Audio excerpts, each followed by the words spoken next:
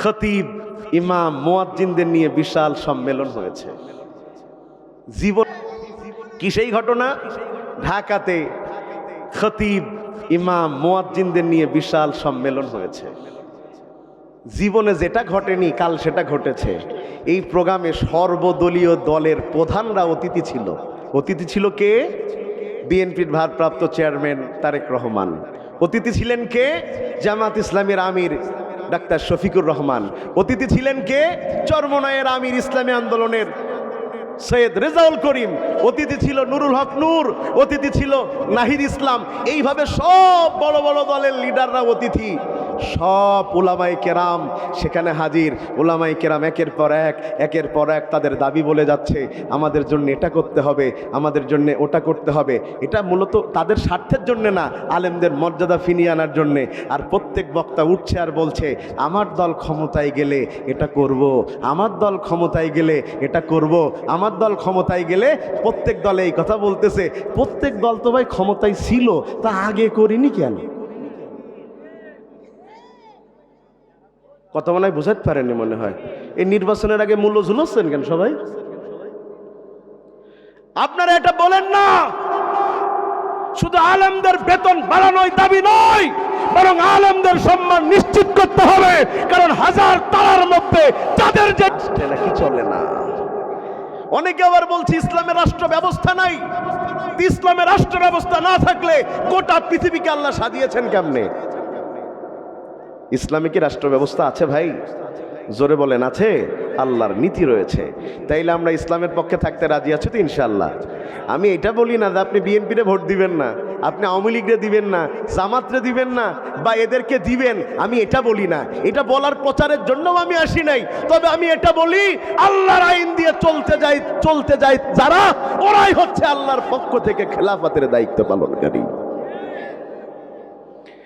সূরা আল মুলকের 2 নম্বর আয়াত আমার আল্লাহ বলছেন, আল্লাযী খালাকাল মাউতা ওয়াল হায়াতা লিয়াবলুয়াকুম আইয়ুকুম আহসানু আমালা।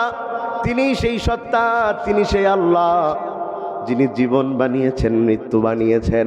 আমার কথা বুঝে থাকলে আওয়াজ দিয়ে বলবেন, জীবন মৃত্যুর মালিক কে?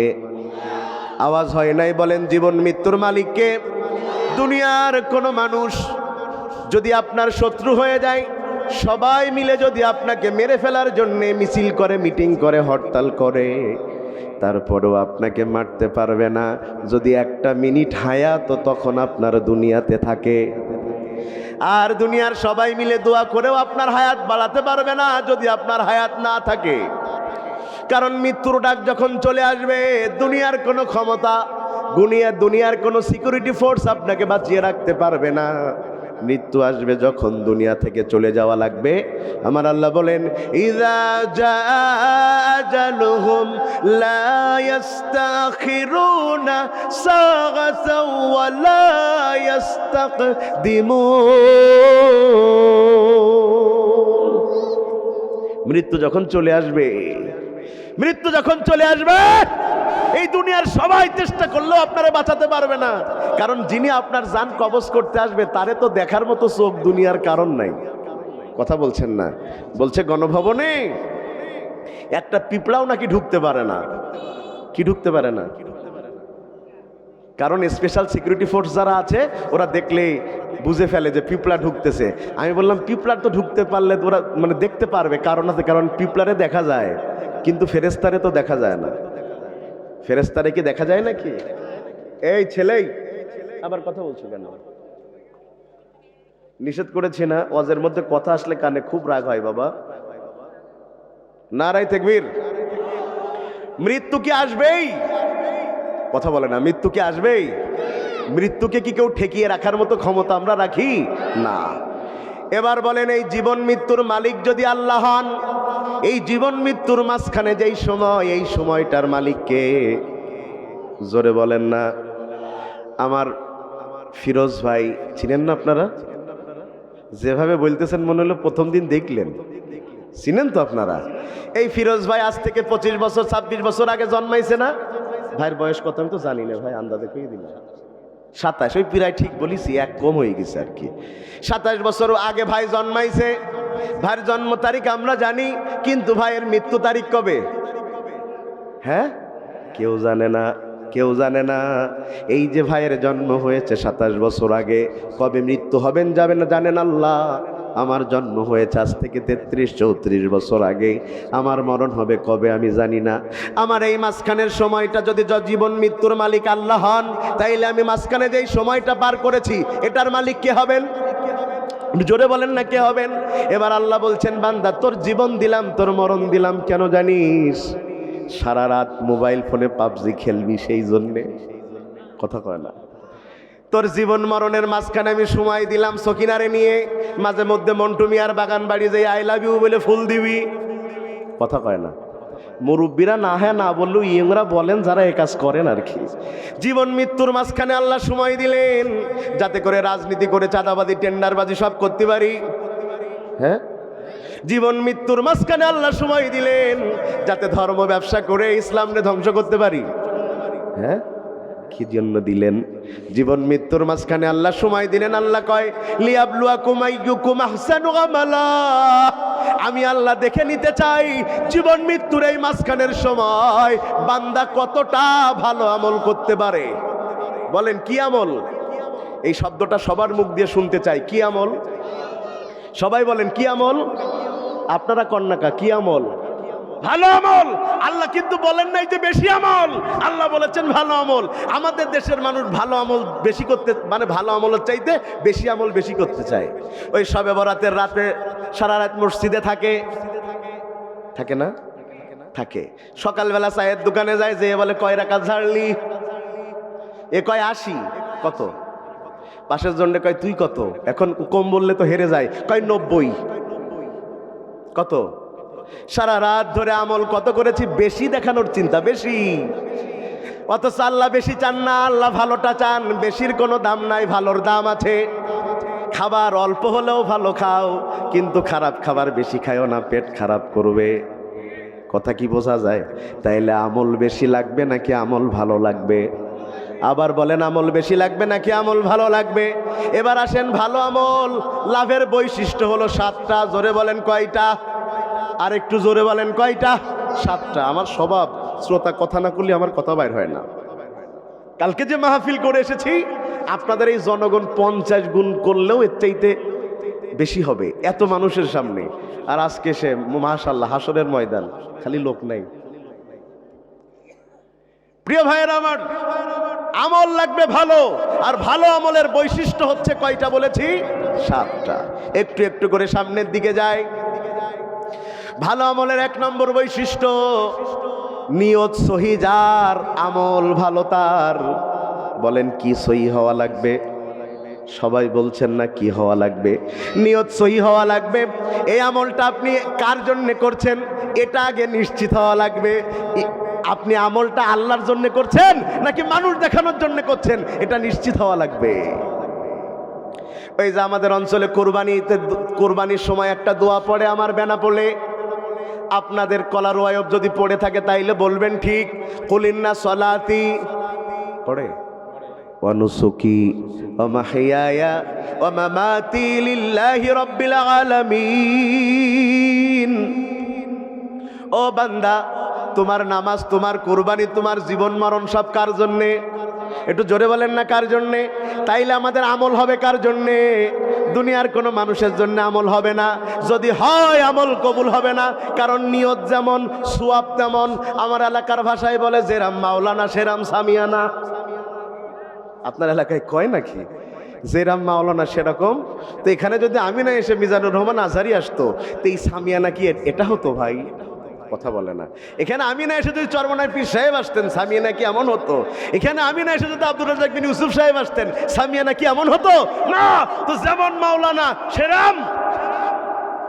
তা আপনার আমলের সিস্টেম যেমন, সোয়াব তেমন। কথা কি ভাই বোঝা যাচ্ছে নাকি ভাই? আপনার আমলের সিস্টেম যেমন, সোয়াব তেমন। মাথায় টুপি দেয়া ভালো কাজ না খারাপ কাজ? জোরে বলেন। কিন্তু এই টুপি সারা বছর নাই, কিন্তু ভোটের সময় মোটে টুপি খোলে না। তাইলে বোঝা যায় এই টুপি রাসূলের টুপি নয়, এই টুপি ভোটের টুপি। তাইলে কার জন্য হলো? আল্লাহর জন্য হলো না, মোটে নামাজ পড়ে না। নির্বাচনের আগে এক আসরের নামাজ 3 মসজিদি, কথা কয় না খা, মোটে নামাজ নাই, এক আসরের নামাজ 3 মসজিদে। লোক যেন বোঝে নেতা আমার খালি মাল খায় না, মাঝে মধ্যে নামাজও পড়ে। এবার বলেন এই নামাজ কার জন্য হলো? কার জন্য হলো? আহারে, দেখবেন দানের পরিমাণ বেড়ে যায় ভোটের আগে, ঠিক কিনা বলেন? দানের পরিমাণ বাড়ে কোন সময়? বগুড়ায় অস করতে গেছি ভাই, পানিটা পরে খান নাই, হাসি লেগে যাবে নজর মধ্যে। বগুড়ায় অস করতে গেছি ভাই, যাওয়ার পরে এক ইউনিয়নে চেয়ারম্যানিতে দাঁড়াইছে 17 জন। সুবহানাল্লাহ বলেন, 17 জন, মোটে 17। সবাই মাহফিল আসছে আর দান করে 2000, দান করে 2000। 17 জনই কাউন্ট করেছে, ওজা আমিতা, ওজা আমিতা, 2 করে। কমিটির লোক বললে হুজুর দোয়া করে দেন সব চেয়ারম্যান প্রার্থীরা। আমি বললাম আল্লাহ 17 জনেরই চেয়ারম্যান বানাই দাও। সবাই দিয়েছ কত করে? তা আমার তো সবাই টাকা দিচ্ছে, সবাই চেয়ারম্যান বানানো লাগবে না? পাশ থেকে একজন বলছে 17 জন কি হয়? আমার তাহলে যে 1000 টাকা বেশি দেবে তার জন্য দোয়া করে দেবো, দেন।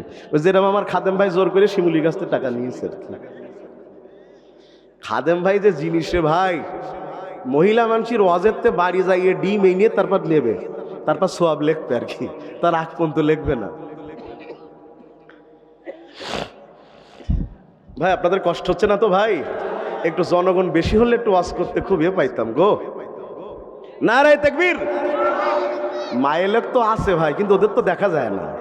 এখন মাহফিলে মা বোন যে পরিমাণ আসে, আমার মনে হয় ওদের সামনে দিয়ে আপনাদের পর্দায় দিই, তাছাড়া কোনো লাইন নেই তো আর। তাইলে বলেন আমল কি লাগবে? বেশি লাগবে নাকি ভালো লাগবে? জোরে বলেন, আমল বেশি লাগবে নাকি ভালো লাগবে? মানুষ দেখানো কোনো আমল চলবে? হাদিস শুরু হয়েছে ওমর ইবনুল খাত্তাবের হাদিস দিয়ে উদ্বোধন হলো। 86 তার হাদিস, সেখানে তিনি বলেন ইন্নামাল আমালু বিন্নিয়াত ওয়া ইন্নামা লিকুল্লি ইমরিম মা নাওয়া ফামান কানাত হিজরাতুহু ইলাদ দুনিয়া ইলাল্লাহি ওয়া রাসূলি ফাহিজরাতুহু ইলাল্লাহি ওয়া রাসূলি ওয়া মান কানাত হিজরাতুহু ইলাদ দুনিয়া ওয়া ইউসিবুহা আও ইয়াতাযাওয়াজা বিহা হিজরাতুহু মা হাজারা ইলাইহি। হযরত ওমর বর্ণনা করেন, মানুষের আমল নিয়তের উপরে নির্ভরশীল। সে যেমন চিন্তা করবে তেমন সওয়াব পাবে। সে যদি হিজরত করে আল্লাহর জন্য, রাসূলের জন্য, হিজরত আল্লাহর জন্য, রাসূলের জন্য। আর যদি সে হিজরত করে দুনিয়ার লাভের জন্য অথবা কোনো নারীকে বিয়ের জন্য, তাহলে সে মদিনায় যাবে ঠিকই, কিন্তু হিজরতের সওয়াব পাবে না। মসজিদে গেলেই সওয়াব হয় না। আপনি মসজিদে গিয়েছেন কার জন্যে, এটা আগে নিশ্চিত হতে হবে আল্লাহর, তারপরে আপনি সওয়াব পাবেন। কিয়ামতের দিন 3 শ্রেণীর মানুষ দিয়া বিচার কাজ শুরু হবে। জোরে বলেন, কয় শ্রেণীর মানুষ দিয়া? 3 শ্রেণীর মানুষ দিয়ে বিচার শুরু হবে। তা আপনাদের মনে হইতে পারে তাহলে সুদখোর, ঘুষখোর, ডাইলখোর এদের দিয়ে হইতে পারে, কি বলেন?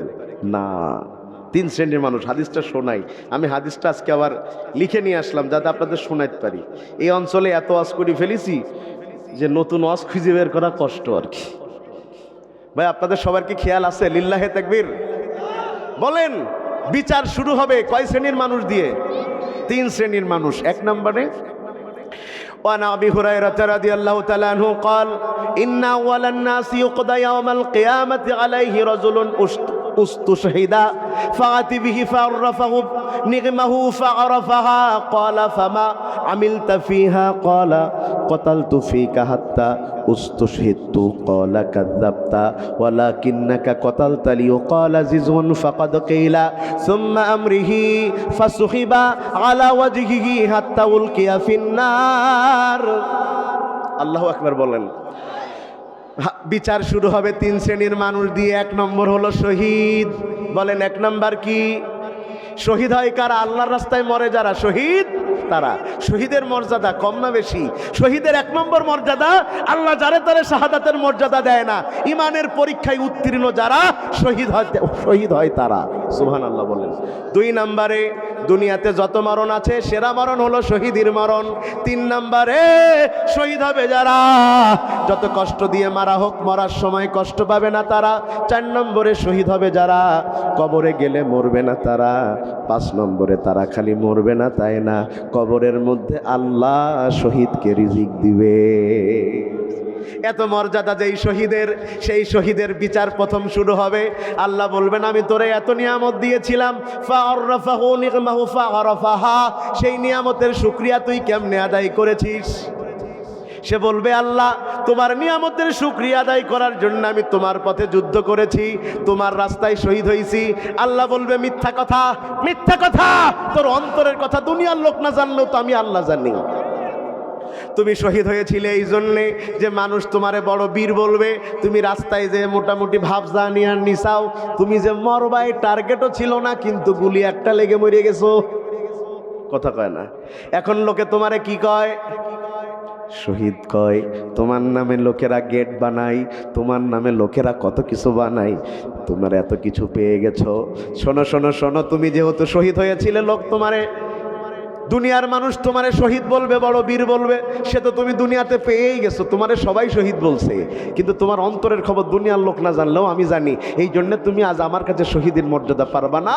উলকিয়া ফিন্নার, উল্টো করে ঢুকায় দাও জাহান্নামের মধ্যে। শুনছেন কথা আপনারা?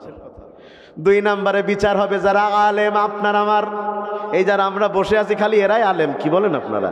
আমাদের দেশের লোকেরা মনে করে যারা দাওরা পাস করছে, যারা কামিল করছে, এরাই খালি আলেম। না, শোনেন, দুনিয়ার সবচেয়ে বড় বিশ্ববিদ্যালয় থেকে ডিগ্রি নিলেও সে আলেম না, সে তার এলেম অনুযায়ী আমল করে না। আল্লাহ রাসূলকে প্রশ্ন করা হয়েছে আলেম কারা? রাসূল বলেছেন মান আমিলা বিহি আলিমা, তারাই হচ্ছে দুনিয়াতে আলেম যারা অর্জিত এলেম দ্বারা আমল করে। যার আমল নাই, যত বড় ডিগ্রি থাক, সে আলেম না। আজকে আমাদের সমাজে কত বড় বড় আলেম দেখা যায়, মুখে দাড়ি, বিশাল বিশাল ব্যাপার, পিছনে লোক সামনে লোক, কিন্তু তার দাড়ি টুপি তারা বিক্রি করে দিয়েছে তাগুতের কাছে। তাদের সব ফতোয়া ইসলামওয়ালাদের বিরুদ্ধে, আর তাদের যত সম্পর্ক ইসলাম বিরোধীদের সাথে, সব তাদের সাথে। তাদের ফতোয়ার তীরে চর্চিত হচ্ছে আলেমরা, আর তাদের ফতোয়ার কারণে লাভবান হচ্ছে ইসলাম বিরোধী শক্তিরা। আপনি আলেম হলেন কেমনে? আপনি আলেম হলেন কেমনে? আপনি যে ব্যক্তি টাকার বিনিময়ে এলেম বিক্রি করে, ওর চাইতে বড় দালাল আর একটাও নেই ভাই। যে এলেম বিক্রি করে, শুনেন, ওই যে রাস্তার পাশে একজন চা বিক্রি করে, তারে আমরা চাওয়ালা বলি। রাস্তার পাশে জুতা বিক্রি করে, জুতাওয়ালা বলি। ফুচকা বিক্রি করে, ফুচকাওয়ালা বলি। কিন্তু ছোট ছোট ব্যবসা, তারপরেও তার একটা নাম আছে। আর যারা এলেম নাই, এরা এলেমওয়ালা নয়, এরা হচ্ছে দালাল। আল্লাহ বলবেন তুই আলেম হয়েছিলি কেন? সে এবার বলবে তাআল্লামতুল ইলমা ওয়া আল্লামতুহু ক্বরাআতু ফিকাল কোরআন, আমি এই জন্য আলেম হইছি যাতে জ্ঞান অর্জন করতে পারি, জ্ঞান দিতে পারি, কোরআন পড়তে পারি। আল্লাহ কয় কাজ্জাবতা, মিথ্যা কথা, মিথ্যা কথা। তুই এলেম অর্জন এই জন্য করিস নাই যে তুই মানুষকে জ্ঞান দিবি, বরং তুই আলেম হইছিস সেই জন্যে যাতে মানুষ তোরে আলেম বলে। এখন নাই, আগে ছিল। আগে আমাদের অঞ্চলে ইমামদের বেতন থাকার না থাক সম্মান ছিল।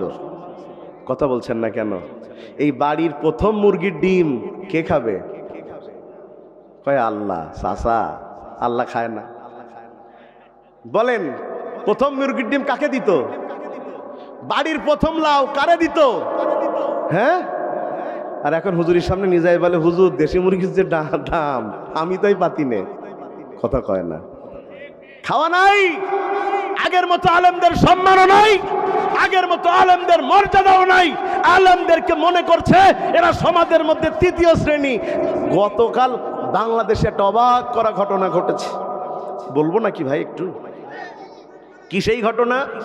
ঢাকাতে খতিব, ইমাম, মুয়াজ্জিনদের নিয়ে বিশাল সম্মেলন হয়েছে। জীবনে যেটা ঘটেনি কাল সেটা ঘটেছে।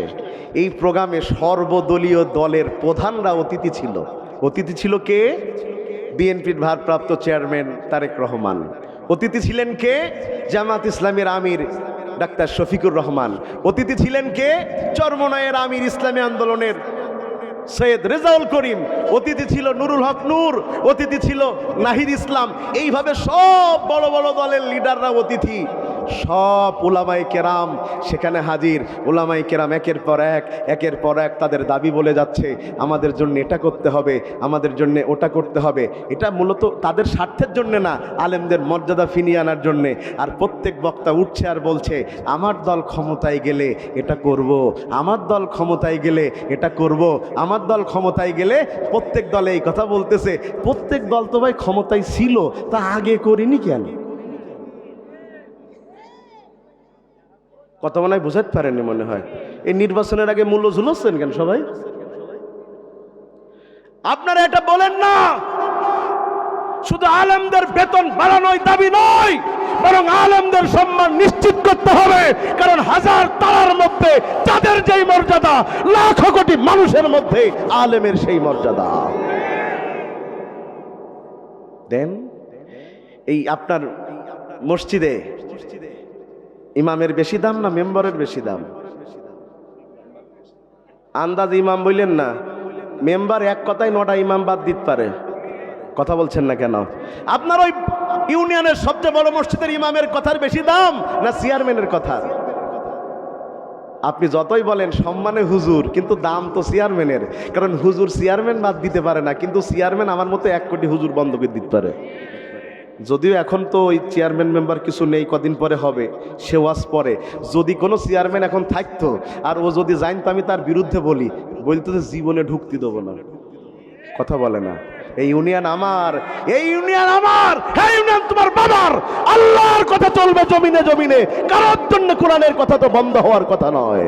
তো ইমামের চাকরি যায় কেন? ইমাম সুদখোরের বিরুদ্ধে বলেছে। সুদখোর বলছে এ হুজুর না তাড়ানি পর্যন্ত আমি হজ করবো না। ভাই রাগ করতেছেন মনে হয় আপনারা। আমাদের মসজিদগুলোতে দেখবেন টাকাওয়ালাদের বড় দাম। টাকা আছে যার, চেয়ার আছে তার। ঠিক কিনা? আছে। দেখবেন ও চাচা, আপনার মসজিদে যদি কোনো মদখোর মদ খেয়ে ঢোকে, টাল মারতে মারতে ঢুকতে দেবেন? কি করবেন? গায়ে তো ঘাট ধরি। আর শ্যামনগরের এক চাচা বলছো রক্ত খোলে দে বাইরে যাবো। তো একটা মদখোর যদি এই মসজিদে ঢোকে, মদ খেয়ে আপনি ঢুকতে দিবেন না। অথচ মদ খাওয়ার চাইতে বড় গুনাহ হচ্ছে সুদ খাওয়া। কথা বলে না কে? মদ খাওয়ার চাইতে বড় গুনাহ সুদ খাওয়া। মদখোর মদ খাইছে তাই মসজিদে ঢুকতে পারে না, আর টাটকা সুদখোর সুদের টাকা গুনে পকেটে বুড়ে মসজিদে ঢুকছে, মুসল্লি হিসাবে না, সভাপতি হিসাবে। শুনেন, এই সমাজে টাকা আছে যার, চেয়ার আছে তার, চরিত্র না থাকতে পারে, টাকা থাকলেই হবে। এটা দুনিয়ায়, কিন্তু আল্লাহর কাছে না। ভাই আপনারা রাগ করতেছেন মনে হয় আমার কথায়। রাগ করলেও কব, না করলেও কব। আপনারা খালি মনে করেন রাজনৈতিক ওয়াজে গরম হয়, সব ওয়াজে গরম করা যায়, বক্তা চালি। শুনেন শুনেন, ওই যে সূচের ছিদ্র দিয়ে উট প্রবেশ করা যেমন অসম্ভব, হারাম টাকা দিয়ে মসজিদ চালিয়ে জান্নাত যাওয়া তার চাইতে অসম্ভব। সুদের টাকা আছে বলে মসজিদ বানাই দিয়েছেন। আর আমাদের দেশের বেশিরভাগ মসজিদ মাদ্রাসা হয় দেখবেন ওই যে বড় দান মারতে পারে, যে 5 কোটি টাকা মেরিয়ে দিস, এখন তো গুনাহ তো হবে, তো সোয়াবও তো করা লাগবে। তো সোয়াব করার জন্য বলছে 1 কোটি টাকাতে মসজিদ করে দে। ওই 4 কোটি টাকা মেরিয়ে দিলে 1 কোটি টাকাতে মসজিদ করে সোয়াব আর গুনাহ সমান সমান করিয়ে। হ্যাঁ, কথা মনে হয় বোঝেননি। সাইদি সাহেবের একটা ওয়াজ মনে পড়ে গেল, তা বলবো ভাই? আমার ওয়াজ না, কার ওয়াজ? সাইদি সাহেবের। তো সাইদি সাহেব হুজুরের নাম বললাম বলে কি রাগ হলো নাকি ভাই? যদি রাগ করেন তাহলে তো ভাই কলজে পৌঁছে গেছে আর কি। তো আল্লামা সাইদি হুজুর ওয়াজ করতেছেন, ওয়াজটা শুনে আমি অনেকক্ষণ হেসেছিলাম। আর তার কথা ভাই আর আমাদের কথা ওই মানে দ্বিতীয় সাইদি তৃতীয় সাইদি 1 কোটি নম্বরে গেলেও আল্লামা সাইদির 1 মিনিটের ওয়াজের সমান কারোর হবে না। তো সাইদি সাহেব ওয়াজ করতেছেন, এক চোর, কি এক চোর বলেছে। আর আমাদের সমাজে যখন ঘরে ঘরে চোর, চোর বাদ দিলি তো লোক নেই চাচা। তো চোর চুরি করে, জুমার নামাজও পড়ে না। বউ একদিন বলল, দেখো এমন একজনকে স্বামী হিসাবে পাইছি যে চোর, তো চোর হলেও তো মানুষ মাঝে মধ্যে নামাজ পড়ে, তো তুমি একটু যাইতে পারো না? বলতে চুরি করি কি আর নামাজ পড়লি কবুল হবে? বলছে কবুল পরে তো যায়, জুমার নামাজে না যাস, পরে বাপের বাড়ি চলে যাবো। ও চিন্তা করলো তাহলে জুমার নামাজে যাওয়া দরকার।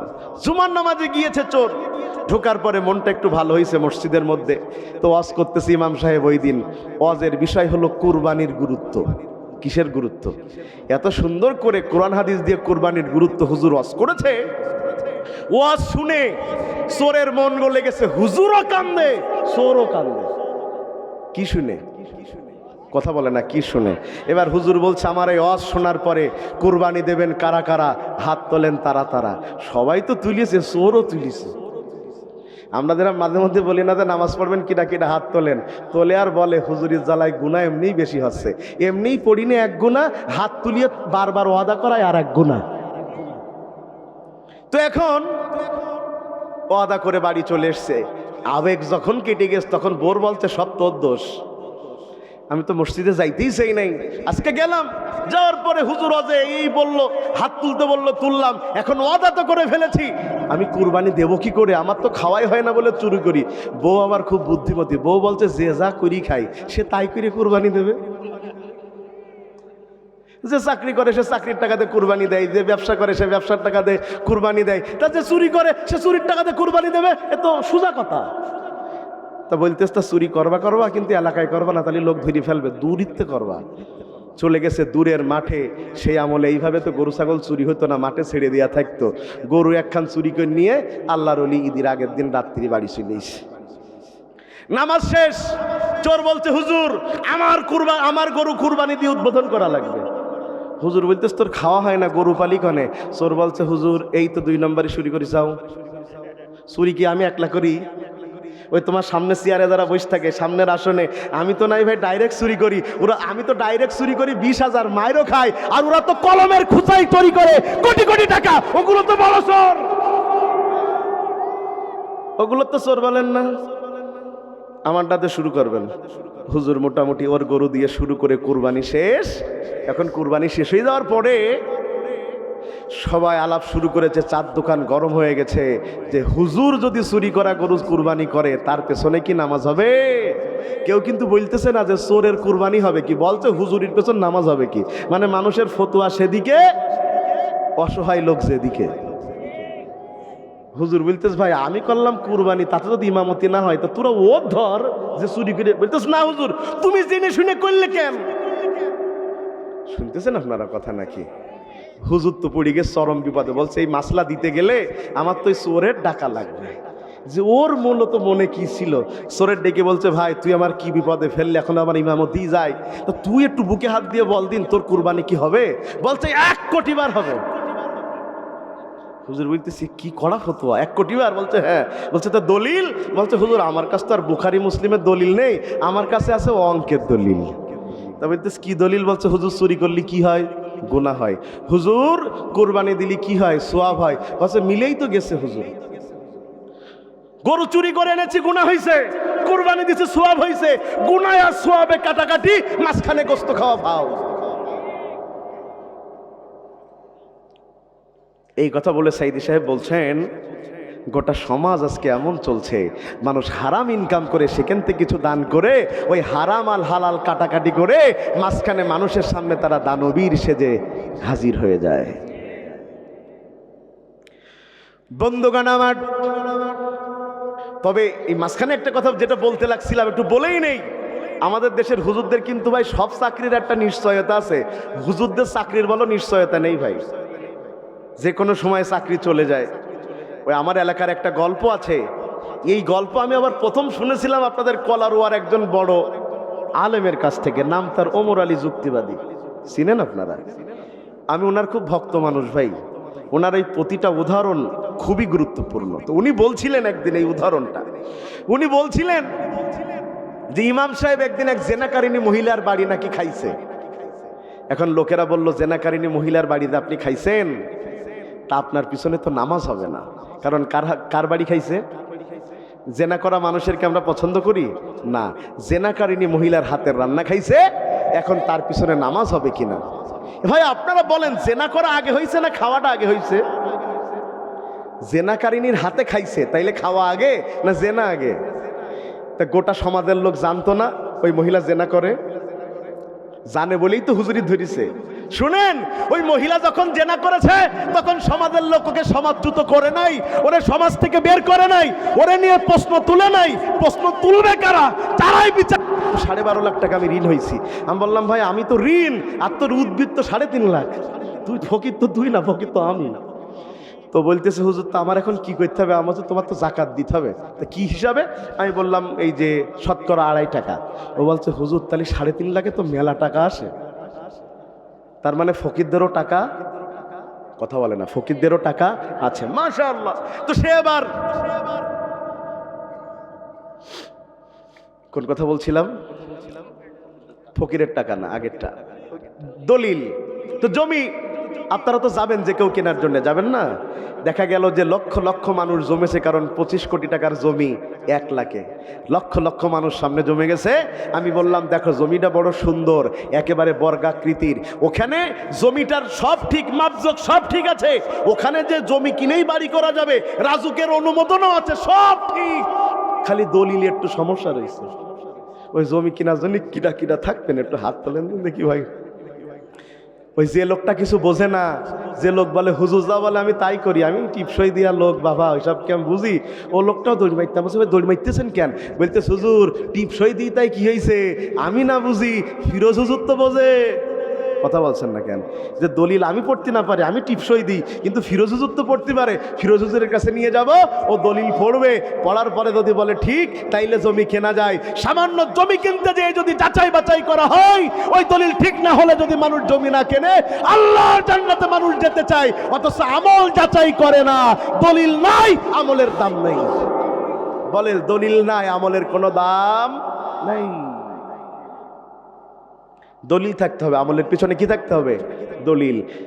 প্রিয় ভাইয়েরা আমার, এই যারা এই কথা বলেন যে হুজুররা যা করে তাই করি, এই কাজের জন্যই তো আল্লাহ আপনারে পাঠায় নাই। আল্লাহ আপনারে পাঠাইছে ওই বিষয়ে জ্ঞান অর্জন করার জন্যে। জ্ঞান অর্জন করা লাগবে না সবার?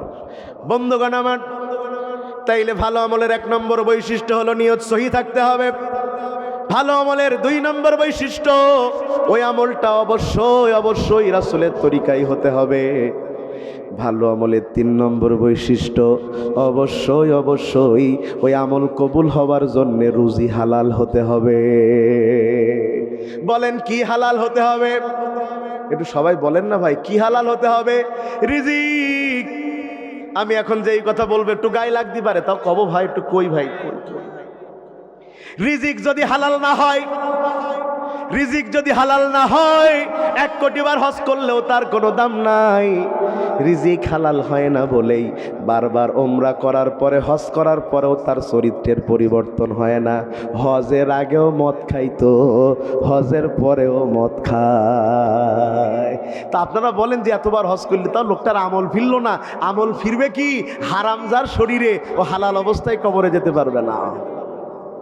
আমার আল্লাহর স্পষ্ট বর্ণনা, কুল্লা ইয়াস্তাবিল খাবিস ওয়াত তাইয়িব ওয়ালাউ আ'জাবাকা কাসরাতুল খাবিস ফাত্তাকুল্লাহা ইয়া উলিল আলবাব। ও নবী আপনি বলে দেন, হালাল আর হারাম কোনোদিন এক হতে পারে না। হালালের জোর আর হারামের জোর কখনো এক হতে পারে, পবিত্র আর অপবিত্র কখনো এক হতে পারে না। এরপরে আল্লাহ সবচেয়ে চমৎকার কথা বলছেন, ওয়ালাউ আ'জাবাকা কাসরাতুল খাবিস। তবে হারাম জিনিস চকচক করে বেশি, হারাম জিনিস মনে টানে বেশি, হারাম জিনিসই মনে হয় বেশি শান্তি। কিন্তু মানুষ জানে না হালাল আর হারাম কোনোদিন এক হতে পারে না। একটা উদাহরণ দিলে বুঝতে পারবেন। 2 জন মানুষ, একজনের নাম বল্টু, একজনের নাম আব্বাস। বলেন একজনের নাম কি আর একজনের নাম কি? ভাই এই নামে কেউ নেই তো ভাই? আপনার এর মধ্যে কেউ নেই তো? ওরে ভাই সেদিন এক জায়গায়, সেদিন বলতে 2 বছর আগে এক জায়গায় ওয়াজ করতে যে 3 বার সবুরির নাম বলে উদাহরণ দিছি। ওয়াজ শেষে লোক আমার বলছে দৌড় মারেন, এই আমাদের গ্রামের সবচেয়ে বড় শয়তানটার নাম সবুর। কি বিপদ! আমি তো জানি না ভাই কার নাম বল্টু আর কার নাম সবুর। আমি এটা বোঝানোর জন্য, একজনের নাম বল্টু আর একজনের নাম, এরা 2 জন একসাথেই লেখাপড়া করছে। আব্বাসের রোল 1, বল্টুর রোল 59।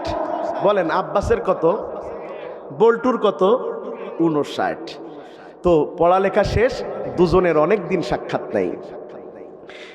তো আব্বাস সৎ মানুষ, জীবনে কোনোদিন 1 টাকারও হারাম খায়নি, নিজের জমিতে নিজে চাষ করে, কোনোদিন জমিতে নাঙল মারতে যেয়েও 1 নাঙলও ফাঁকি দেয় না। সুবহানাল্লাহ বললেন না ভাই? বড় ভালো মানুষ। একটা সাইকেল চালায় সে, যে সে সাইকেল না, এই সাইকেল আব্বাস চালায়, ওর বাপ চালাইছে, তার বাপও চালাইছে। আব্বাস সাহেবের ধান্দা তার ছেলেও চালাবে। পোলাপান এই সাইকেল দেখে আর ইয়ার কি মেয়ে বলে, চাচা নুহ নবীর আমলে সাইকেল আর কদিন চালাবা? ও সাইকেলের চাকা শক্ত হয়ে গেছে আর হাওয়া দিয়া লাগে না, অটো। একদিন ওই সাইকেল রেখে এক কাজে গেছে, চোরে সাইকেল চুরি করে নিয়ে গেছে। পরের দিন আবার সাইকেল ফেরত দিয়ে গেছে আর লিখে দিয়ে গেছে, চাচা তুমি তোমার সাইকেল তালা না মেরিয়ে রাখবা না, কি বিপদে পড়িস তোমার সাইকেল চুরি করে। যে দোকানে যাই সেই দোকানদার বলে, এ আব্বাসের সাইকেল না। শুনতেছেন কথা আপনারা? মানে এত পুরনো সাইকেল, এই সাইকেলের নাম আল্লাহর রহমতে এই চেহারা এলাকা সবাই চেনে, কি কেড়াগাছি আর কি কলারুয়া সবাই জানে কার সাইকেল। ডরঘাটর করে আওয়াজ হচ্ছে আর পিছন দিয়ে একজন 3 কোটি টাকার গাড়ি চালিয়ে আসছে, সে আর কেউ না, সে আব্বাসের বন্ধু বল্টু। বল্টু খেয়াল করলো, দেখা যাচ্ছে আমার বন্ধু আব্বাস না, হ্যাঁ যে আব্বাসের পাশে এসে ও সাইকেলের পাশে ওর গাড়িটা ওই সোজা করে আস্তে করে রেখে বলতেছে, এই আব্বাস না? আব্বাস বলছে, তুই বল্টু না? হে রে দোস্ত। কিন্তু এই দোস্ত বলার পরে আব্বাসের কইল দিয়ে শুকিয়ে একটু হয়ে গেছে, যে আমার রোল এক। সাইকেল চালাচ্ছি নূহ নবীর আমলের, আর আমার বন্ধুর 59, সাইকেল চালাচ্ছে, গাড়ি চালাচ্ছে 3 কোটি টাকার।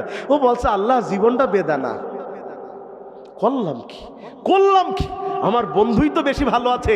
এই যে চোখে দেখে মনে হচ্ছে ওয়ালাউ আহজাবাকা কাসরাতুল খাবিস, হারাম জিনিস চকচক করছে, আব্বাসের মন খারাপ হয়েছে, জীবনে করলামটা কি, এরকম একটা গাড়ি আমার হলো না। এ বড় মনের আব্বাস মন এখন খারাপ হয়ে গেছে। কিন্তু দেখেন, একজনের গাড়ি আছে, বাড়ি আছে, আর একজনের সাইকেল, 2 চালা ঘর, 2 তালা নয়। আব্বাস ও বাড়ি গিয়েছে, আর ওই বাড়ি গিয়েছে আপনার বল্টু।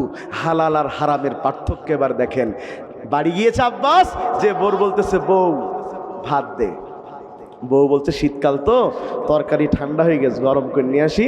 তরকারি গরম করে আনতে আনতে আব্বাস ঘুমিয়ে এমন নাক ডাকা শুরু করেছে, মানুষ তো দূরে থাক, চোর কোনোদিন ঢুকবে না বাড়ি।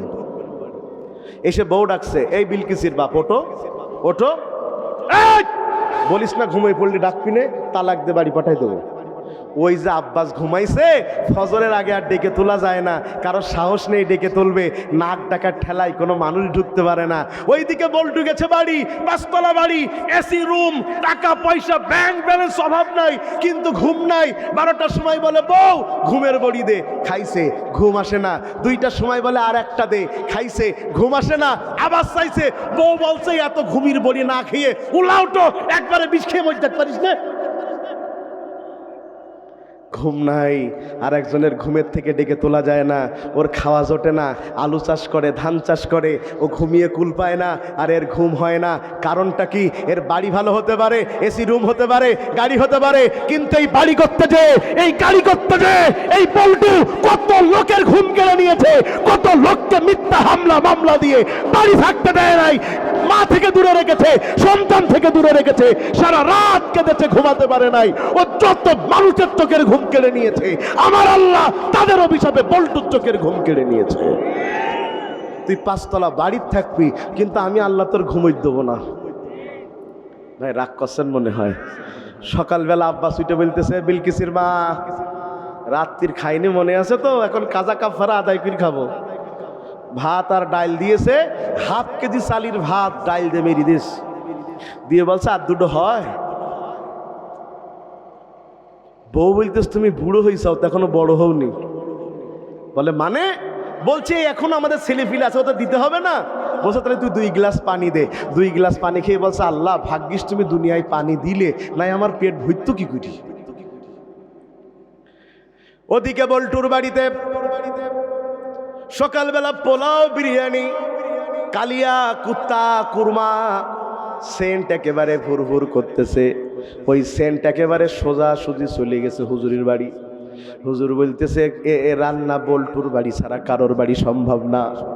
বল্টুর বাড়ির এই রান্না বল্টুর বাড়ির ড্রাইভার খায়, দারোয়ান খায়, রান্নার মহিলাটা খায়, কাজের ছেলেটা খায়, সবাই খাইতে পারে, টেবিল ভর্তি খাবার, ফ্রিজ ভর্তি খাবার, কিন্তু যার টাকায় কেনা উনি খাইতে পারেন না। সোফার উপরে বসে আছে কাজের ছেলেটা, এতটা খাবার খাই, লোকটার চোখ দিয়ে পানি পড়ে।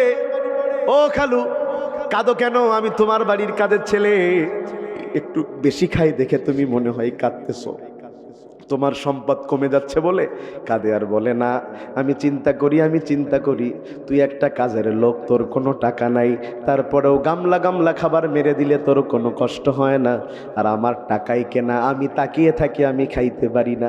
ও যে খায় না মোটে তা না, সারাদিন দুখন রুটি খায়। বলতেছে ডাক্তার, দুটো রুটি কি দিয়ে খাবো? মাটন নাকি বিফ? কয় কলেরা যদি হয়ে মরতে চাও খাও, যদি তুমি বাঁচতে চাও খাবা ঠিক আছে সুজি দিয়ে, কিন্তু খবরদার চিনি দুবা না।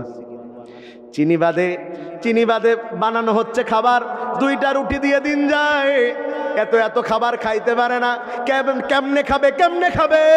বল্টু এই খাবার, তার খাবার করার জন্য, এত টাকা করার জন্য কত মানুষের মুখের খাবার কেড়ে নিয়েছে, কত মানুষের ব্যবসা বন্ধ করে দিয়েছে, কত মানুষের কাছে এত পরিমাণ চাঁদা দাবি করেছে, চাঁদা দিতে না পেরে শাটারে তালা মেরে দিয়েছে, কত মানুষের মিথ্যা মামলা দিয়েছে।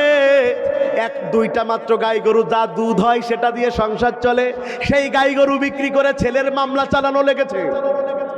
ঠিক কিনা বলেন? এই যত মানুষকে সে কষ্ট দিয়ে তাদের মুখের খাবার কেড়ে নিয়েছে, ওদের অভিশাপে আল্লাহ বল্টুর খাবার কেড়ে নিয়েছে। এই জন্য দেখবেন বেশি ঘুষ খায় যারা, এদের ছেলেপিলে ঠিকঠাক মানুষ হয় না, হয় পাগল হয়, নাই খুড়া হয়, নাই কালা হয়, ম্যাক্সিমাম। কারণ হারামের ফল শুধু বাপ ভোগ করে না, তার অধস্তনরাও ভোগ করে।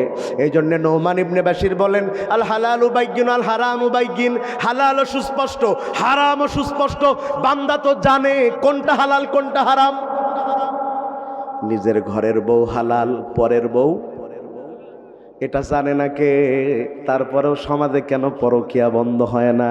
মানুষ হারাম জেনেও যখন হারাম বেশি বেশি করে, ওই সমাজে তখন ভূমিকম্প আসে। মানুষ হারামকে হারাম জেনেও যখন হারাম কাজ বেশি করে, এই 2 দিন আগে ভূমিকম্প দেখেছেন না আপনারা? 2 বার হয়েছে এই ভূমিকম্প, 5.7 পর্যন্ত উঠেছে। মানুষেরা এই শুনেন, ভূমিকম্প 5.7 পর্যন্ত উঠেছে। খাচ্ছিল, ওই খাবার খাওয়া অবস্থায় প্লেট রেখে নিচে নেমে এসেছে, হাতে তখনও খাবারের এঁটো লেগে আছে। অনেকে নিজের সন্তানকে রেখে মনের ভুলে ভয়ে সন্তান 5 তলায়, বাপ নেমে এসেছে। ওই যে আমরা বলি যে হাসরের দিন সন্তান বাবার কথা মনে থাকবে না, মায়ের ছেলের কথা মনে থাকবে না।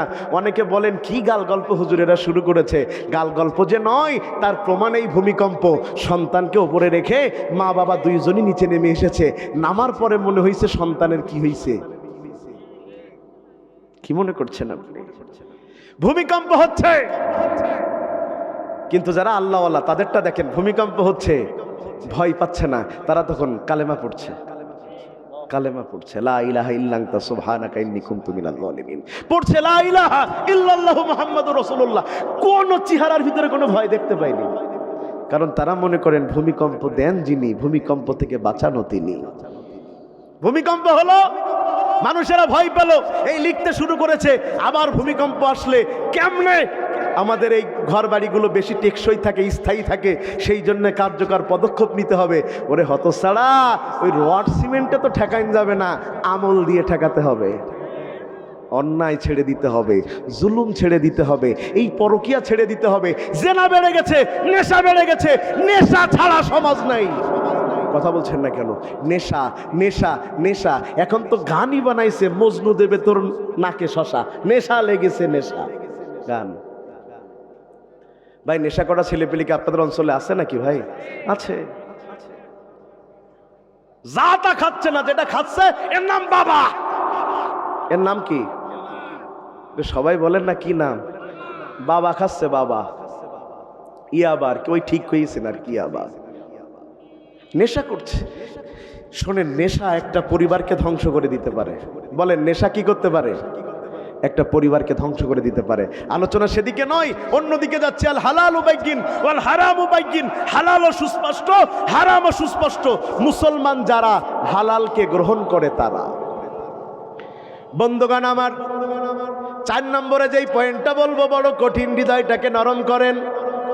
4 নম্বরে আমল ভালো হবে তাদের, এই আমল তারা করবে এই চিন্তা মাথায় রেখে যে আমল আমাকে জান্নাত দিতে পারবে না, আমাকে জান্নাত দিতে পারবে কেবল আল্লাহর রহমত। সুবহানাল্লাহ বলেন। আমলে কখনো জান্নাত পাওয়া যায়? এই জায়গাটা খুব মন দিয়ে একটু শুনেন, খুব মন দিয়ে শুনেন। আমল, আপনি কতটা আমল করতে পারবেন? 24 ঘন্টায় 24 ঘন্টা আপনি কোনো অন্যায় করেননি, একেবারে নিষ্পাপ। কে কে আছেন হাত তোলেন দেখি ভাই। কি হচ্ছে? ওদিকে তাকাচ্ছেন কেন? কি হয়েছে? কি হয়েছে? আমার দিকে তাকান। আপনারা ওদিকে তাকাচ্ছেন বলে আমারও তাকান লেগেছে। নারায়ে তাকবীর। জীবনেও গুনাহ করেননি এমন কে কে আছেন হাত তোলেন তো। হাত তুলতে পারবো কেউ আমরা? কিন্তু বাংলাদেশে একজন আছে যে জীবনেও গুনাহ করিনি। নামটা বলবো ভাই? তার নাম হচ্ছে আব্দুল লতিফ সিদ্দিকী। বাড়ি হচ্ছে টাঙ্গাইল। সে সাবেক বস্ত্র পাট মন্ত্রী ছিল, আওয়ামী লীগের প্রেসিডিয়াম সদস্য ছিল। হজ নিয়ে কটূক্তি করার কারণে তাকে তখন মন্ত্রণালয় থেকে বাদ দিয়ে দেন তৎকালীন সরকারি দল। তো ওই লোকটা বলছে আমার কোনো গুনাহ নেই। কেমনে বলছে জানেন? এরকম মাহফিলে গিয়েছে, সবাই হাত তুলেছে, উনি হাত তুলতে রাজি না। তো কেন হাত তুলবেন না? বলছে আমি যে হাত তুলে আমিন আমিন বলবো, আমার তো কোনো গুনাহ নেই, তা মাপ চাবো কি জন্য? আপনাদের কি মনে হয় দুনিয়াতে কি এমন কোন মানুষ আছে যার বর্তমানে গুনাহ নাই? আল্লাহর হাবিব বলেন কুল্লু বানি আদম খাত্তা খায়রুল খাত্তাইনা তাওয়াবুন। দুনিয়াতে এমন কোন বনি আদম নাই যার ভুল নাই, তবে সবচেয়ে ভালো ভুলকারী হচ্ছে সে যে আল্লাহর বান্দা ভুল করার পরে আল্লাহর কাছে তাওবা করে। তো যেই কথা বলছিলাম, আমল দিয়ে জান্নাত পাওয়া যায় না, কারণ আমলের তুলনায় আমাদের ভুল বেশি। বনি ইসরাইলে একজন লোক ছিল, সহিহ বর্ণনা, কোনো গালগল্প নাই, রিয়াজুস সালেহিনের বর্ণনা। এত বেশি আমল সে করেছে, তার আমলের ফলে আল্লাহ খুশি হয়ে তার মুখে বরকত দিয়েছে, সে দোয়া করলেই কবুল হয়। সুবহানাল্লাহ বললেন না রে ভাই? মুস্তাজাবুদ দাওয়া। আমাদের এখন অনেকে বলে যে এখনকার হুজুরদের আগের মতন আমল নেই, ওরা ফু দিলি আর কাজ হয় না। এ কথা বলে ভাই আমাদের। বলছে আগের হুজুররা ফু দিলি নাকি বোতল ফেটে যেত। শুনেছেন না আপনারা? তো বলতেছে হুজুরদের আমল নেই। আমি বললাম কেন নেই? বলছে হুজুররা যাত্রার বাড়ি এখন খায়, ও হিসেব কিতাব করি তো খায় না, এই জন্যই হুজুরদের মুখ আগের মতন কাজ করে না। আমি বললাম ভাই ফতোয়া নিজের দিক নিয়ে গেলেন। এই যে আমাদের ফুই কাজ করে, এটা আমাদের মুখের দোষ না, এটা আপনাদের শরীরের দোষ। কারণ এমন হারাম ঢুকাইছেন, ফু মারলেও কাজ করতে না। এত আমল করার পরেও আমি আমল দিয়ে জান্নাত পাবো না, আপনার জান্নাত দিয়ে কেন পেতে হবে? আমার তো আমল দিয়ে আজকে জান্নাত পাওয়ার কথা। আমার আল্লাহ বলছেন ফেরেশতারা আমার বান্দা কি বলে দেখো। সে বলতে চাই সে এত আমল করেছে, আমার রহমতের নাকি প্রয়োজন নাই, প্রয়োজন নাই, প্রয়োজন নাই।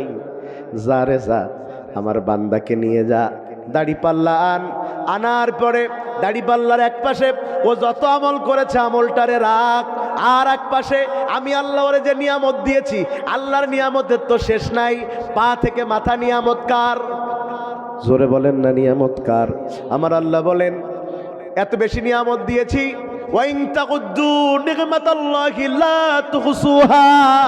কিয়ামত পর্যন্ত চেষ্টা করেও আমার নিয়ামত গণনা করে শেষ করতে পারবা না। সুবহানাল্লাহ, সুবহানাল্লাহ। আল্লাহ বলছেন আমি যে চোখে দেখার নিয়ামত দিয়েছি ওটা একটা পাল্লাই দে, পা থেকে মাথা সব না, খালি কি চোখের নিয়ামত এক পাশে, ওর সারা জীবনের আমল এক পাশে। এ আল্লাহর বান্দারা দেখা গিয়েছে ওর আমলের তুলনায় চোখের নিয়ামতের ওজন বেশি হয়েছে। আমার আল্লাহ বলছে বান্দা যদি এক চোখের নিয়ামতে আমল শেষ হয় এবার জান্নাত যাবি কেমনে? ওই পাবনায় একজন অন্ধ বক্তা ছিলেন, নাম তার আলতাফ হুসাইন। অন্ধ ছিলেন, অন্ধ। ওয়াজ করতে গিয়ে জিজ্ঞাসা করলাম, চাচা তিনি মারা গিয়েছেন, আল্লাহ থেকে জান্নাত দান করুন। বললাম, চাচা আপনি যে চোখে দেখেন না, আপনার কি কোনো আফসোস আছে? চাচা বলছে, বাবা এই চোখে আমি দেখি না, এই নিয়ামতটা পাই নাই। তোমরা বলো আমার জামা সাদা, তাই আমি বলি সাদা। তোমরা বলো আমার জামা কালো, তাই আমি বলি কালো। আমি আসলেই জানি না যে আমায় কি পরে আছে, তোমরা যেটা বলো সেটা, আমি চোখে দেখি না। চাচা আফসোস কি লাগে না?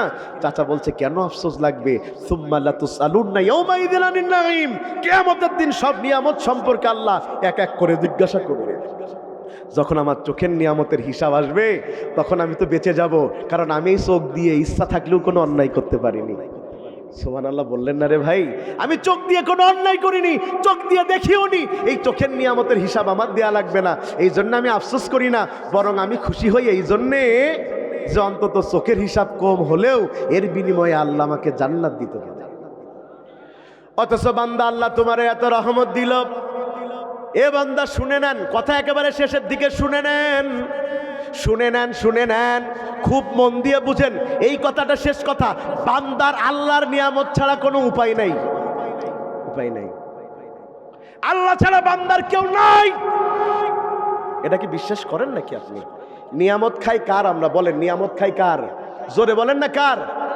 এই যে আপনারা যে এই জমিনে বসে আছেন, এটা একটা মাটির জমিন। এই জমিনে গাছ আছে না? এই গাছ এক সময় গাছ ছিল না। এক সময় কি গাছ ছিল নাকি? এক সময় বীজ ছিল, বীজ।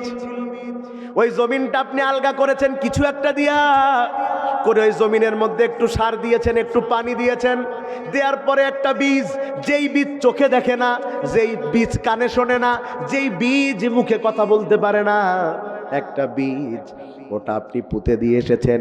3 সপ্তাহ পরে দেখতেছেন ওখানে একটা গাছ হইয়া বাতাস এসে দোল খেতে শুরু করে। উংজুরুলি তিলকা সাজারা, ওই গাছটার দিকে তাকায়া বলো, ও কলারুয়াবাসী, ওই বীজ থেকে গাছের চারা তোমার কোনো নেতা দেয় নাই, তোমার কোনো পীর দেয় নাই, তোমার কোনো হুজুর দেয় নাই। বলেন দিয়েছে কে? জোরে বলেন না, দিয়েছেন কে? ওয়া ইন তাকুদ্দু নি'মাতাল্লাহি লা তুহসুহা। আল্লাহর নিয়ামতের শেষ করবা কেমনে? আপনাদের করোনার কথা মনে আছে? করোনা, করোনা মনে আছে না? করোনার সময় মানুষ ঘর থেকে বের হতে পারতো? সব প্লেন বন্ধ হয়ে গেল, মানুষ বাইরে যেতে পারে না, এমনকি মসজিদে যেতে পারবে মাত্র 5 জন, ইমাম, মুয়াজ্জিন, খাদেম আর 2 মুসল্লি। এখন এই 2 মুসল্লি কারা হবে? তাই নিয়ে আবার 20 জন 40 জনে মারামারি। ঠিক কিনা বলেন? হয়েছে না? তো ওই করোনার সময় আপনাদের মনে থাকবার কথা, এই আমাদের যশোর জেলার বিখ্যাত একজন ব্যক্তি করোনায় মারা যায়। সেটা হলো আকিজ গ্রুপের ব্যবস্থাপনা পরিচালকদের মধ্যে একজন, তার নাম হলো মমিন উদ্দিন, যিনি কিনা এই খুলনা বিভাগের সবচেয়ে বড় মাহফিলের আঞ্জাম করতেন বেজের ডাঙ্গায়। জানেন আপনারা? নোয়াপাড়া বেজের ডাঙ্গায় উনি মারা গিয়েছেন।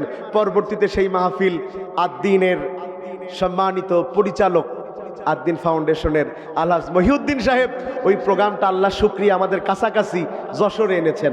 গত বছর সেই মাহফিলে লক্ষ লক্ষ মানুষের ঢল নেমেছিল। দেশের বড় বড় ইসলামিক স্কলাররা এসেছিলেন। এবারও হওয়ার কথা আছে বলে শুনেছি, আলহামদুলিল্লাহ। তো আমি ওই বেজেরডাঙ্গার মাহফিলে আল্লামা তারিক মোল্লা সাহেবের একবার দাওয়াত করে দেওয়ার জন্য তারা আমার সাথে যোগাযোগ করলো। তো আমি যোগাযোগ করালাম। তারেক চাচা আমাকে বললেন, এই মাহফিলে তুমি কিন্তু আমার সাথে যাবা। আমি বললাম, চাচা আমার তো মাহফিল আছে। বলে, সব বাদ, আমার সাথে মাহফিলে যাওয়া লাগবে। আমি মাহফিলে গিয়েছি। তো ওই সুবাদ আমি তারেক চাচার সাথে ওই মমিন উদ্দিন সাহেবের বাড়িতে গিয়েছি। উনার এত টাকা উনি নিজেও জানেন না হয়তো বা ওনার কত টাকা। উনি হাঁটছে, পিছনে 2টা লোক জামা গায়ে দিচ্ছে, সহযোগিতা করছে একটা লোক। উনি জুতো খুললে ওই জুতো তুলে নিয়ে র্যাকে রাখতেছে আর একটা লোক। শুনতেছেন কথা? কত টাকার মালিক। ওই মমিন উদ্দিন সাহেবের করোনা হলো। কি হলো? চিকিৎসা হলো কোথায়? তাদের নিজেদের হসপিটাল আদ্দিনে। লোকটা মারা গেল শ্বাসকষ্টে, করোনা হয়ে মারা গেল। সেই সময় যমুনা গ্রুপের চেয়ারম্যান নুরুল ইসলাম বাবুল, এই যমুনা গ্রুপের নাই এমন কোনো পণ্য নাই, ফ্রিজ থেকে শুরু করে সব আছে, মারা গিয়েছে। উনি যখন হসপিটালের মধ্যে, কর্মচারীরা চারপাশে হাঁটে আর কান্দে, কিন্তু ভিতরে কেউ যেতে পারে না। মারা গিয়েছে করোনার সময় নোয়াখালীতে একজন মানুষ, যার কিনা শুধু শ্বাসকষ্ট শুরু হয়েছে, শুধু শ্বাসকষ্ট, এটা দেখে তাকে ঘরের মধ্যে ছেলেরা মেয়েরা বন্দি করে রেখেছে, পানি চেয়েছে, তাদেরও করোনা হতে পারে এটা মনে করে সন্তানেরা পানি নিয়ে যায় নাই, ছটফট করে এই মানুষটাই ঘরের মধ্যে মারা গিয়েছে। মনে আছে আপনাদের সে কথা? আমি যেই কথা বলার জন্য এতগুলো কথা বললাম, ওই সময় অনেকের করোনা হয়ে হসপিটালে যাওয়া লেগেছে, অক্সিজেন দেওয়া লেগেছে। যখন 14 দিন 15 দিন পরে ওখান থেকে বের হয়েছে, এক একজনের বিল হয়েছে 3.5 লাখ টাকা, 4.5 লাখ টাকা, 5 লাখ, 7 লাখ, 8 লাখ টাকা, কম বেশিও হয়েছে সরকারি চিকিৎসায়। শুনেন, এই শ্বাসকষ্টের কারণে, করোনার কারণে হসপিটালে 15 দিন থাকলে যদি একটা মানুষের 5 লাখ টাকা বিল দিতে হয়, এই মানুষ 70 বছর জীবন পেয়েছে। যদি আল্লাহ অক্সিজেনের জন্য তার কাছে বিল নিত 100 বছর, কেন একদিনও বাঁচার ইচ্ছা হতো না।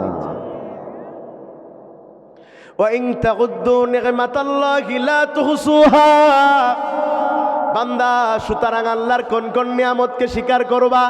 ভাই, এই আমি কথা বলছি কি দিয়া? কথা কয় না, কি দিয়া? গলা দিয়া। আমার আগে খাদেম ভাই গজল গাচ্ছিলেন না, মায়ের গজল শুনতে ভালো লাগছিল। আবার অনেক এই যারা ভালো গজল গায়, এরা গজল গাওয়া শেষ হলেও জনগণ সামনেতে কি বলে? অনমোর, অনমোর। কথা কয় না। আর একজনের গলা হচ্ছে কাওয়ার মতো, কা কা করে। ও মঞ্চুইটে গান গাচ্ছে, লোক বলছে নো মোর, নো মোর, আর একটাও গাবি না, গাইলে তো জমিনের মধ্যে গিরে আলাবো একেবারে। দুজনেরই কণ্ঠ, একজনের শোনার জন্য অনমর অনমর করছে, আর একজনেরটা গাইলে পরে লোক বলছে আর গাইছ না। এই যিনি গাইতে পারেন এই কণ্ঠ, এটা তার বাবা বানিয়ে দেয়নি, এটা আল্লাহ দিয়েছে। ডক্টর জাকির নায়েককে আপনারা চিনেন? কথা বলে না। ওনারও তো একটা মাথা নাকি 7টা? একটাই তো নাকি? ফিরোজ ভাইয়ের কয়টা মাথা? আমার কয়টা? সাইদি সাহেবের একটা, সবার একটা, কিন্তু মাথার এই ক্ষমতা সবার এক নয়। যখনই প্রশ্ন করা হয় এমন ভাবে জাকির নায়েক উত্তর দেয়, মনে হয় যেন সব সফটওয়্যারগুলো বসানো। খালি ওই যে আমরা এখন মেসেঞ্জার কি বলে একটা ডিজিটাল এখন কি বেরোইছে, চ্যাট জিপিটি, ওটাতে লিখলেই চলে আসে কোথায় কি একটা অ্যাপস। মনে হচ্ছে যেন জাকির নায়েকের মাথায় এই অ্যাপস ঢোকানো হয়েছে। ও যা বাইবেল এই, গীতা এই, কোরআন এই এই এই, হাদিস এই এই, লোক বলছে কি করে। আবার অনেকে আছে আমার মতো, সে মোবাইল হোটেলে থুয়ে খেয়ে দিয়ে চলে আইসি, 1.5 ঘন্টা পরে মনে পড়েছে মোবাইল নেই। আমারও ব্রেন, সবার ব্রেন এক না। এই যে একজন মানুষ অনেক বেশি কথা বলতে পারলো, এটা আমি দিয়েছি। কে দিয়েছেন? আল্লাহ। এই ফিরোজ আহমেদ আজাদি ভাই হেঁটে যায় এই রাস্তা দিয়ে, লোকেরা সালাম দেয়, মনে করে একটা ভালো মানুষ আমাদের প্রতিনিধি হবে, মানুষ তার কাছে চলে আসে। আবার অনেক মানুষ রাস্তা দিয়ে হেঁটে যায়, মানুষ বলে আল্লাহ ওর সামনে পড়া মানে কি যে এইটি মেরি ফেলবেন আল্লাহ, ওই পেছন দিয়ে দৌড় মারতে। কথা বলছেন না কেন? এটাই হলো নিয়ামত। কথা কি বোঝাতে পারছি আমি ভাই? এই যত মাইকেলা আছে, সব মাইকেলার মাইকির একই একরকম ভাই। কারোরটা খুব ভালো, প্রতিদিন দাওয়াত, আর কারোরটা চলে না। এই যে যোগ্যতা এক একজনের এক এক রকম দিয়েছেন কে? প্রিয় ভাইয়ের আমার, আমরা তারা বলছিলাম ভালো আমলের বৈশিষ্ট্য। 1 নম্বরে কি বলেছি? নিয়ত সহি হতে হবে। 2 নম্বর বলেছে আমল রাসূলের তরিকায় হতে হবে। 3 নম্বর বলেছে আমল কবুল হওয়ার শর্ত হিসাবে ওটা হালাল রিজিকের অন্তর্ভুক্ত হতে হবে। 4 নম্বর বলেছি আমল দিয়ে জান্নাত নয়, বরং আল্লাহর রহমতের দিকে তাকিয়ে থাকতে হবে। কার রহমতের দিকে তাকিয়ে থাকতে হবে? প্রিয় ভাইয়েরা, কথার খুব বেশি সামনের দিকে যেতে চাই না। আমাদের আলোচনা আমরা 1.5 ঘন্টার কাছাকাছি চলে এসেছি। আমরা বলেছিলাম আজকে 1.5 ঘন্টা মতো কথা বলবো। 5 নাম্বারটা বলে আমরা আমাদের আলোচনা আজকে শেষের দিকে আসছি। ভালো আমলের 5 নম্বর বৈশিষ্ট্য হচ্ছে ওই ভালো আমল তাকে সমাজে বিনয়ী হতে বাধ্য করবে। যার আমল যত ভালো সে তত বিনয়, যে যত মূর্খ তার আচরণ তত উগ্র। ভাই, আপনাদের অঞ্চলে গাছে ফল হয় না? হয়। আম গাছে আম, কুল গাছে কুল। তো যে গাছে ফল বেশি সেই গাছকে খাড়া হয়ে থাকে নাকি একটু? শুনেন, যেই গাছে ফল বেশি ওই গাছ যেমন বিনয়ী হয়ে যায়, উপরের দিকে উগ্র হয় না, চারিদিকে তার পাতাগুলো নেমে যায়, দেখলেই মনে হয় একটা বিনয়ী ভাব। এই দুনিয়াতে আমল ভালো যার, সে কখনো অহংকার যুক্ত হতে পারে না। ইবাদুর রহমানিল্লাযীনা ইয়ামশুনা আলাল আরদি হাওনা ওয়াইযা খাতাবাহুমুল জাহিলুনা ক্বালু সালামা। আল্লাহু আকবার বলেন না ভাই। যার আমল ভালো ও বিনয়, ওর মধ্যে কোনো অহংকার নাই। আর যার আমল নাই ও দেখবেন চার দোকানে বসে আছি, 10-12 জন বসে আছে, একজন এসে বলছে হুজুর আমার একটা মাসলা জানার দরকার ছিল। হ্যাঁ বলেন। ও মাসলা বলা শেষ করেছে, আমি উত্তর দেওয়ার আগে চারপাশের 8-10টা ভ্যানালা 8-10 রকম উত্তর দিয়ে ফেলি। এরম হয়? হয়? জানে না কিন্তু উত্তর দেয়, জানে না কিন্তু উত্তর দেয়। অনেকে দেখবেন কিছু জানে না, খালি ক্ষমতা আছে, টাকা আছে, নেতৃত্ব আছে, এই জন্য মাহফিলে এসে কোরআনের আয়াত পড়তে যাচ্ছে ভাব নিয়ে যে আমিও কিছু জানি। তা কি পড়ছে? বিসমিল্লাহির রহিম, বিসমিল্লাহির রহিম। মাঝখানে যে রহমান দৌড়মিরি সত্য টের নেই। বলতে আমরাও কি কম ইসলাম জানি? আলিফ বা তা আমরা পড়িনি? শুনেন, আমল ভালো যার, বিনয়ী অবস্থা তার, আমলদার। কখনো ভালো আমলের উদাহরণ দিয়ে শেষ করি। আপনারা প্রথম খলিফা হযরত আবু বকরের নাম জানেন নাকি? কথা বলেন, জানেন নাকি? হযরত ওমর ছিলেন, আবু বকর ছিলেন নরম মনের মানুষ। হযরত ওমর চাইতেন সব সময় হযরত আবু বকরের মতো আমলদার হওয়ার জন্য। সুবহানাল্লাহ বলেন না ভাই? কথা এইটাই শেষ পয়েন্ট আমাদের। তো হযরত আবু বকর প্রতিদিন ফজরের নামাজের পরে কোথায় যেন চলে যেতেন। এই জিনিসটা কেউ খেয়াল না করলে হযরত ওমর খেয়াল করেছেন। তিনি চিন্তা করলেন হযরত আবু বকর কোথায় যায়। তিনি একদিন দেখতে পারলেন যে তিনি এমন একটা বাড়িতে যান যেই বাড়িতে খালি একজন মহিলা আছেন, তিনি অন্ধ। হযরত আবু বকর তার বাড়িতে যান, তার বাড়িতে যায় প্রতিদিন ওই মহিলার প্রস্রাব পায়খানা পরিষ্কার করে দেন, গোসল করায়া, নতুন পোশাক পরায়া, তার ঘর বাড়ির যত ময়লা আছে পরিষ্কার করে দিয়ে আসেন। এই জিনিসটা হযরত ওমর দেখলেন। দেখার পরে তার মনের মধ্যে আসলো তাহলে আমারও তো এমন আমল করা দরকার। তিনি একদিন তিনি হযরত আবু বকরের আগে চলে গেলেন যে তার আগে যেয়ে আমি পরিষ্কার করতে রেডি করে আসবো। সুবহানাল্লাহ বলেন না রে ভাই? চলে গিয়েছেন। আজকেও তিনি গিয়েছেন, মহিলা তো অন্ধ, দুর্বল। তাকে তিনি যেইভাবে হযরত আবু বকর গতদিন করেছেন তিনি তো সব দেখেছেন, সেইভাবেই তিনি সব করছেন। হযরত ওমর যখন চলে আসবেন তখন ওই মহিলাটা ডাক দিয়া কয়, তুমি কে? হযরত ওমর বলছেন, তুমি কে মানে? বলে, অন্যদিন যে আসে সে আজকে আসেনি। ওমর বলছে, তুমি তো আমারে দেখোনি, আমি এর আগে কথাও বলিনি, তুমি তাইলে বুঝলে কেমনে এতদিন যিনি আসেন আর আজকে যিনি এসেছেন তিনি এক নন? এবার ওই মহিলাটা বলছেন, আমি দুর্বল বলে আমার শরীরে যেন আঘাত না লাগে এজন্য যেইভাবে অন্য দিনের লোকটা আমারে ধরে আজকে তত নরম হাতে তুমি আমারে ধরো নাই। وعباد الرحمن الذين يمشون على الأرض هونا وإذا خاطبهم الجاهلون قالوا سلاما। যারা আল্লাহর বান্দা হয়, আমলের দিক থেকে পরিপূর্ণ হয়, তারা জমিনে বিনম্র হয়ে ওঠে। এদের মধ্যে কোনো অহংকার নাই। দুনিয়ার সবচেয়ে খারাপ অহংকার হচ্ছে এলেমের অহংকার। বলেন কিসের অহংকার? এলেমের অহংকার করবেন না। 2 নম্বরে খারাপ অহংকার হচ্ছে সম্পদের অহংকার। আজকে সম্পদ আছে, কালকে নাও থাকতে। আজকে যে সম্পদ আছে এটা কি কালকে থাকবে? কোনো নিশ্চয়তা কেউ দিতে পারবেন? আজকে যে ক্ষমতা আছে সেটা কাল কি 45 মিনিট আগেও তো জানতেন না যে আমার ক্ষমতা চলে যাবে, ঠিক কিনা? আজকে যে সম্পদ আছে এটা থাকবে না। 3 নম্বর, মানুষ অহংকার করে চেহারার অহংকার। যৌবন বয়সে তোমার যেই চামড়া, তুমি বুড়ো হয়ে গেলে এটা কালো মানুষেরও যেমন কুকড়াবে তোমারও তেমন কুকড়াবে। কিসের অহংকার করো? চেহারার। এই চেহারার মালিক তো হচ্ছে আল্লাহ। এজন্য সুন্দর মানুষদের উদ্দেশ্যে আমি বলি, সুন্দর যারা এরা শয়তানের ওয়াসওয়াসায় বেশি পড়ে, কারণ মানুষ এদেরকে বেশি টার্গেট করে। এজন্য সুন্দর যারা, নিজেকে বাঁচিয়ে থাকার চেষ্টা করবেন তারা। তাইলে এলেমের কোনো অহংকার করবেন, এলেমের কোনো অহংকার করবেন, সম্পদের কোনো অহংকার করবেন, চেহারার কোনো অহংকার করবেন না। 4 নম্বরে ক্ষমতার কোনো অহংকার করবেন না। চিরকাল ক্ষমতায় থাকবেন, নিশ্চয়তা আছে? আগের সরকার তো মনে করতে 41 সাল পর্যন্ত থাকবো, এখন যদি কেউ মনে করে আমি 71 সাল পর্যন্ত থাকবো, এটা ঠিক নয়। এজন্যে ক্ষমতার অহংকার করা যাবে না। জনগণের নেতা না হয়ে জনগণের খাদেম হতে হবে। বলেন, জনগণের নেতা না হয়ে কি হতে হবে? জনগণের খাদেম হতে হবে। যত সম্পদ সরকারে আসার পরে আপনি নিয়েছেন, যেন আপনি চলে যাবার পরে একই রকম সম্পদ আপনার থাকে। আগে ইজি বাইকে চলার টাকা ছিল না, আর এখন টাকা রাখার জায়গা নাই। এ টাকা তো আর আসমান থেকে নাজিল হয় নাই। অথচ তাকিয়ে দেখেন হযরত আবু বকরের দিকে। এই আপনি যত ভালো আমল দেখবেন, আবু বকর ওমর, আবু বকর ওমর, মানে উদাহরণ আসলেই তাদেরটা আসবে। হযরত আবু বকর খলিফা, খেলাফতের কাজ শেষ করে গিয়েছেন বাড়িতে। আজকে দেখতেছে তার সামনে কয়েক পদের খাবার। অন্যদিন একটু রুটি, একটু জাইতুনের তেল, একটু রুটি, একটু জাইতুনের তেল, একটু রুটি, একটু মধু, একটু খেজুর, আর আজকে এত খাবার। বিবিকে বলছে, বিবি খাবার পালি কই? সুবহানাল্লাহ কইলেন না? খাবার পাইলি কই? আর আমাদের কোত্থেকে খাবার আসছে, হালাল না হারাম, দেখা তো টাইম নেই।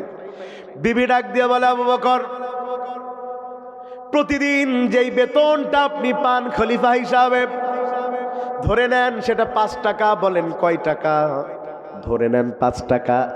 প্রতিদিন আমি 4.5 টাকা করে বাজার করি, 50 পয়সা করে আমি বাঁচাইয়ে দেই।